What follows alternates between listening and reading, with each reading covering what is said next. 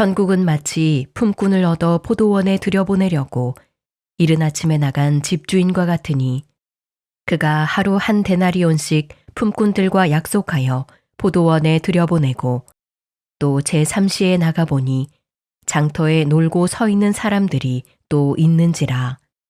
그들에게 이르되 너희도 포도원에 들어가라.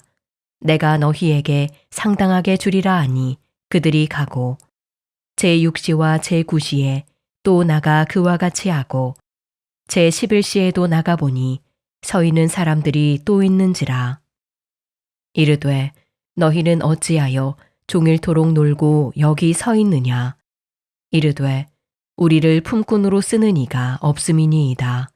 이르되 너희도 포도원에 들어가라 하니라.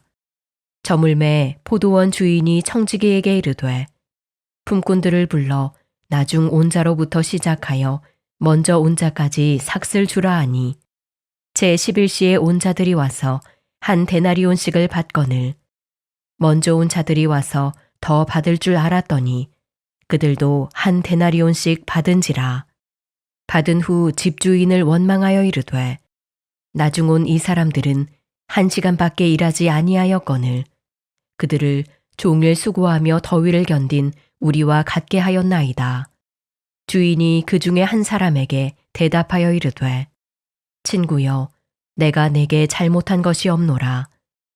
내가 나와 한 데나리온의 약속을 하지 아니하였느냐.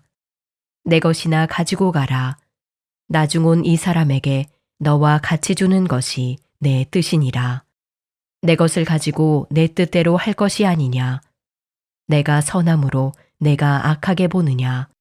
이와 같이 나중된 자로서 먼저 되고 먼저 된 자로서 나중되리라. 샬롬, 사순절 3주를 지나고 있는 가운데 십자가를 참으신 예수님을 깊이 생각하며 예배 자리에 나오신 성도님들을 진심으로 축복합니다. 오늘 본문 말씀은 마태복음 20장 1절에서 16절까지의 말씀입니다.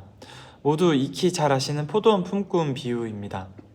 하루 일과가 시작되는 이른 아침 6시에 포도원 주인이 직접 인력시장에 나와서 일꾼을 고용합니다. 품삯으로는 1데나리온을 주겠다고 약속하죠. 이 1데나리온은 당시에 일용직 노동자의 하루 품삯 정도였다고 합니다. 그렇게 정당하고 적법하게 품꾼들을 고용하고 포도원에 들여보냅니다. 그러나 일손이 부족했는지 무슨 이유에서인지 포도원 주인이 제3시, 제6시, 제9시, 11시, 즉 아침 9시에도 12시에도 3시, 오후 5시까지 계속해서 시장에 가서 품꾼들을 고용합니다. 그리고 늦게 온 자들로부터 역순으로 모두 한 데나리온의 품삯을 지급했더니 이른 아침에 온 자들이 불평을 하기 시작합니다. 그리고 불평하는 그들에게 포도원 주인이 이렇게 대답합니다. 여보게 친구, 나는 자네에게 잘못한 것이 없네. 자네가 처음에 1데나리온을 받고 일하겠다고 하지 않았나? 그러니 자네 일당이나 받아가게. 나중에 온 일꾼에게 자네와 똑같이 주는 것이 내 뜻이네. 내가 내 것을 내 뜻대로 하는 것이 정당하지 않은가? 아니면 내가 선한 것이 자네 눈에 거슬리는가? 인간은 모두 자기중심적인 연약함이 있습니다. 우리가 구원을 얻은 것은 주님께서 거저주신 은혜로 인한 것입니다.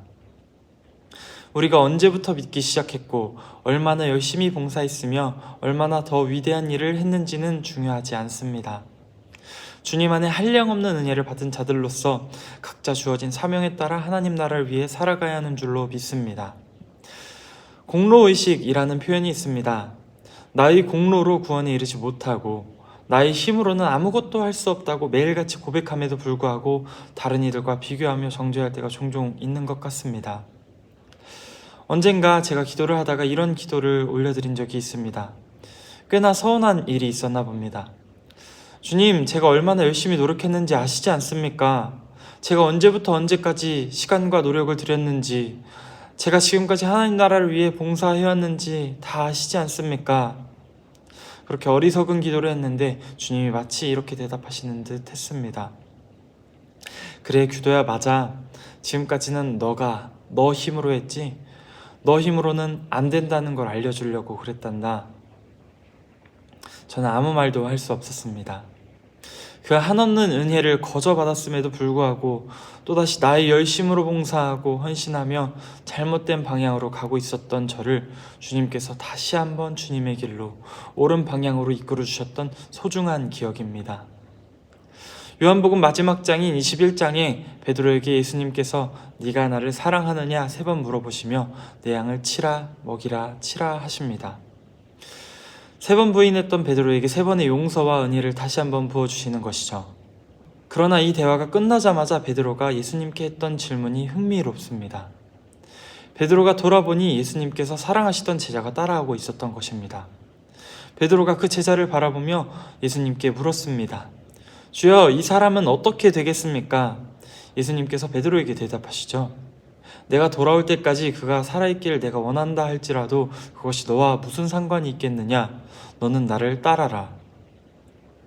다시 한번 은혜를 입은 베드로는 은혜 입은 자신을 바라본 것이 아니라 뒤따라오던 다른 제자에 대해 예수님께 여쭤봤습니다. 한 데나리온을 주고 품꾼으로 일했던 사람들은 자신이 한 데나리온 받은 것에 포도원 주인에게 감사함을 느끼기 전에 늦게 온 다른 이들을 바라보며 이 사람은 나보다 더 늦게 왔는데 저 사람은 더 나보다 열심히 일 안 했는데 하며 시선이 타인에게로 갔던 것입니다. 이렇듯 우리는 온전히 주님을 바라보는 것이 아니라 타인을 바라볼 때가 너무나 많은 것 같습니다. 사랑하는 원신 가족 여러분, 우리는 모두 주님 안에 은혜를 입었습니다. 다른 이들을 바라보고 비교하는 것이 아닌 은혜 주시는, 소망 주시는 하나님을 바라보는 지혜가 있는 저와 여러분 되시길 간절히 소망합니다. 주님께서는 나중된 사람이 먼저 되고 먼저 된 사람이 나중될 것이라며 연거푸 말씀하십니다. 주님께 먼저 부름받았다면 먼저 불러주셨음에 감사, 먼저 주님의 사랑을 누리게 해주셨음에 감사하며 그렇게 매일 은혜의 자리로 다시 한번 나아가는 공동체 되길 간절히 기도합니다. 기도드리시겠습니다. 사랑의 하나님 감사합니다. 오늘 말씀으로 하여금 포도원 품꾼 비유로 하여금 우리에게 은혜가 필요함을, 우리에게 주님의 사랑과 긍휼이 필요함을 다시 한번 느낍니다. 주님, 우리에게는 타인을 바라볼 때가 종종 있는 것 같습니다.